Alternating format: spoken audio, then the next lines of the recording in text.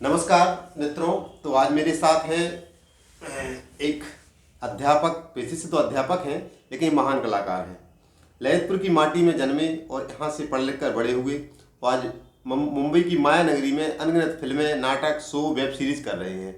Sir, आपका हमारे channel आमने सामने कौन में स्वागत है। थैंक यू, बहुत बहुत तो धन्यवाद। सर, आप अपने बारे में बताइए, मतलब कहाँ से शुरुआत की आपने।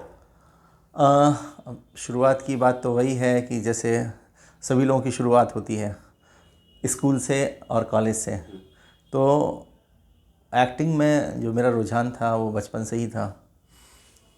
स्कूल लाइफ में जो भी कार्यक्रम होते थे तो उसमें पार्टिसिपेट करना और लोगों से मिलना मिलाना, ये एक जो पहला क्रम है। तो मेरी शुरुआत इस तरह से हुई और स्कूल में जो भी कार्यक्रम होते थे उनमें सहभागिता रहती थी। तो धीरे धीरे करके, और हाँ, इसके अलावा एक्टिंग के अलावा गायन में भी मेरा बहुत अच्छा झुकाव था जी। सर, अपने जीवन के बारे में बताइए, कहाँ आपका जन्म हुआ, मतलब कहाँ से प्रारंभ हुआ आपका।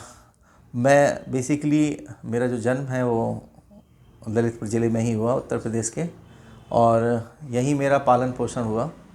और मेरी शिक्षा है, जहाँ तक शिक्षा का सवाल है तो इंटर कॉलेज और ग्रेजुएशन लेवल तक मैं यहीं ललितपुर में पढ़ा हूँ। इसके बाद फिर मैं पीजी, पोस्ट ग्रेजुएशन, मैंने झांसी से किया, बुंदेलखंड यूनिवर्सिटी किस से। साल की बात होगी। ये मैंने जो मेरा ग्रेजुएशन था ये 92 में हुआ था कंप्लीट, और इसके बाद फिर मैंने पीजी किया। तो आपने जब शुरुआत की तो मतलब क्या बचपन से ही मन था आपका फिल्मों में, नाटकों में, या इच्छा होती थी थिएटर ड्रामा वगैरह, यहाँ से शुरुआत। पहला नाटक कौन सा था इस विद्यालय में, स्कूल में आप छोटा सा बड़े नाटक करते हैं हम लोग, तो कहाँ से शुरुआत की आपने नाटकों में। अब जहाँ तक बचपन का सवाल है तो कई नाटक रहे जो स्कूल लेवल पे खेले गए, उनमें मैंने भाग लिया। और इसके बाद फिर जो थिएटर की शुरुआत हुई, तो थिएटर में भी मैंने यहाँ पर ललितपुर में कई जो है नाटक हुए। एक था आषाढ़ का एक दिन, तो उसमें भी भाग लिया, और ऐसे करके धीरे धीरे एक ये सफ़र आगे बढ़ता गया। सर, आप पेशे से अध्यापक हैं, तो अभी आप मतलब पढ़ाते भी हैं, टाइम वहाँ भी देते हैं। कैसे मैनेज करते हैं टाइम। आ, अब ये देखिए क्या है कि ये, अगर आपको अपने शौक़ पूरे करने हैं तो आपको समय निकालना पड़ता है। अपने हॉबीज़ को डेवलप करने के लिए भी आपको समय देना पड़ता है। तो कोशिश करता हूँ कि मैं दोनों जगह न्याय कर पाऊँ, कार्य क्षेत्र में भी और अपने जो हॉबीज़ हैं उनको भी बढ़ाने में मैं उतना ही समय दे पाऊँ।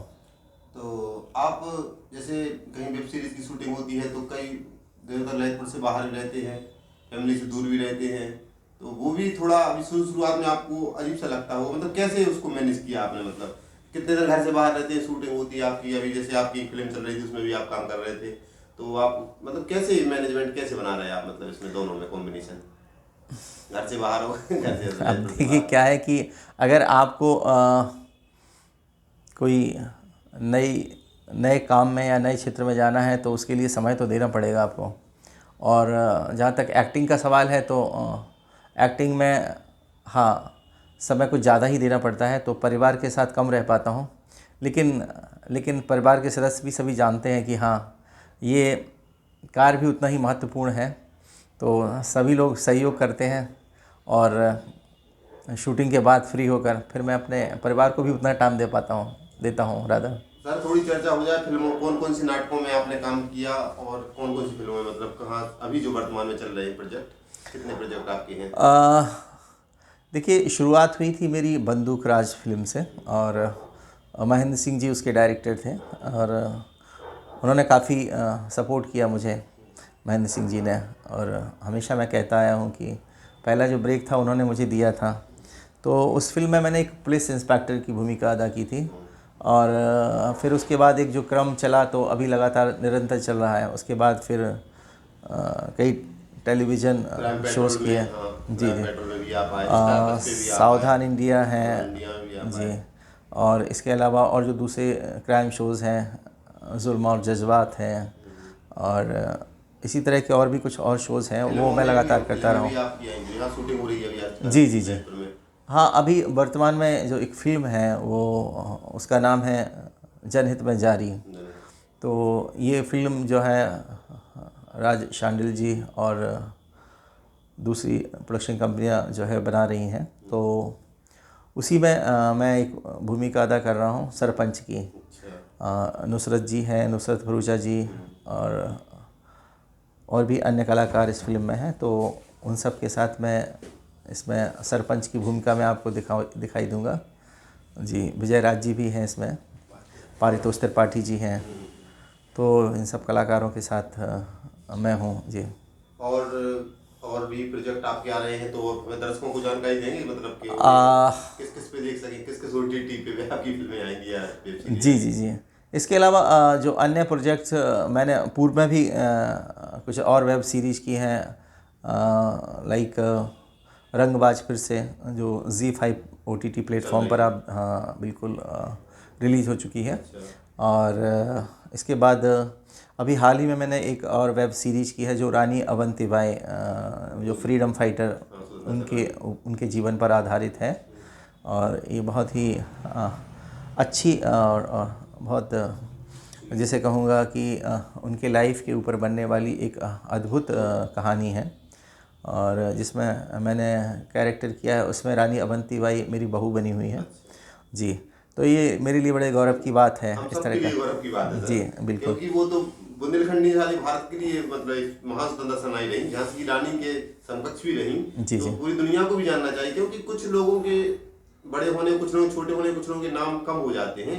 तो रानी झांसी को तो सब जानते हैं, लेकिन अवंतीबाई लोधी को कम ही लोग जानते हैं। लेकिन इस वेब सीरीज से शायद फिर से मतलब लोग जाने के, हाँ मतलब बुंदेलखंड क्षेत्र में तो जानते हैं, लेकिन क्षेत्र के बाहर तो थोड़ा इनका नाम भी जरूरी है। मतलब कि तो स्वतंत्रता सेनानी, लेकिन अनगिनत गुमनाम स्वतंत्रता सेनानी देश के लिए जान दी जिन्होंने, लेकिन फिर भी एक अच्छी आपकी वो है। मतलब हम लोग तो वो आपको बधाई देंगे कि आप देखें और दुनिया जाने, और उन स्वतंत्रता सेनानी बलिदान को भी हम लोग बार बार याद करेंगे, क्योंकि जरूरी है हमें ऐसे लोगों के ऊपर फिल्म या वेब सीरीज बने।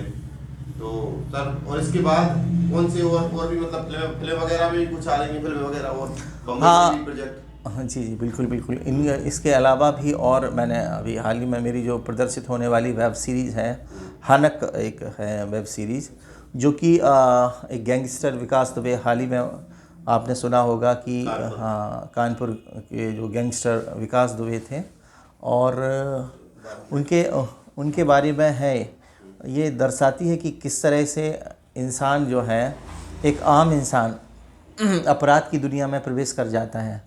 तो ये फिल्म एक संदेश देती है कि आम आदमी को इन सब चीज़ों से, बुराइयों से बचना चाहिए।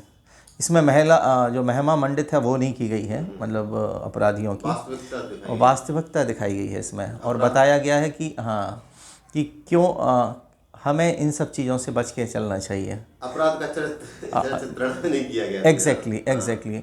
जो अपराधी, हाँ, उसका चरित्र चित्रण इस तरह से ही नहीं किया गया, उसका महिमा मंडन नहीं किया गया है।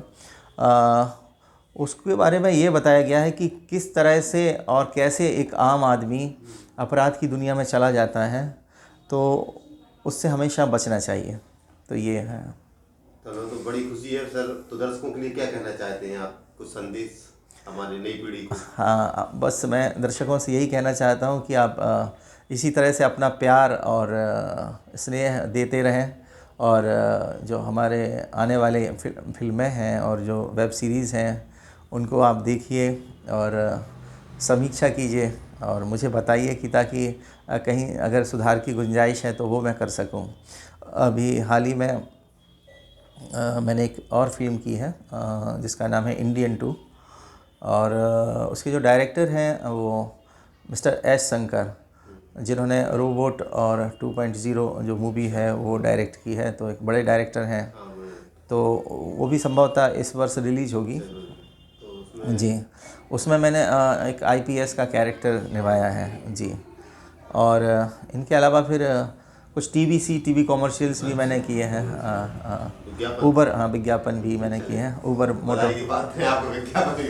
बहुत बहुत बहुत धन्यवाद जी। तो ये आप है। मतलब सामान भी बेचेंगे, मार्केटिंग भी करनी है तो। इनफैक्ट ये एक ऊबर मोटो जो है इंटरनेशनल कंपनी है जो कि लोगों को सुविधाएं प्रदान करती है ट्रैवल करने के लिए। तो जी जी, उसी के लिए है एक ऊबर मोटो, ये राइड से रिलेटेड है। जी, टैक्सी वगैरह भी एग्जैक्टली एग्जैक्टली। टैक्सी चलाती टैक्स, है उबर के। हाँ, ऑटो और ये आजकल मोटरसाइकिल सर्विसेज भी प्रदान कर रही शहरों में भी आ रही है, स्कूटीज़ वगैरह भी प्रदान करती हैं, तो वो सर्विसेज है उस। इलेक्ट्रिक स्कूटी भी ला रही है वो कंपनी। जी जी जी, वही उसी से रिलेटेड है वो। ये तो बहुत अच्छी बात है भाई साहब। तो हमारे चैनल के दर्शकों को क्या कहेंगे आप थोड़ा? जी जी, हमारे जो जी जी जी बिल्कुल बिल्कुल, हमारे अरविंद मुखरिया जी जो हैं ये प्रयास कर रहे हैं कि एक अपने ललितपुर ज़िले की प्रतिभाओं को और उनको एक मंच पर लाएं अपने चैनल के माध्यम से। तो अभी सभी दर्शकों से मैं यही कहना चाहूँगा कि आप ज़्यादा से ज़्यादा मुखरिया जी का चैनल देखें और उसे लाइक करें और सब्सक्राइब करें। धन्यवाद।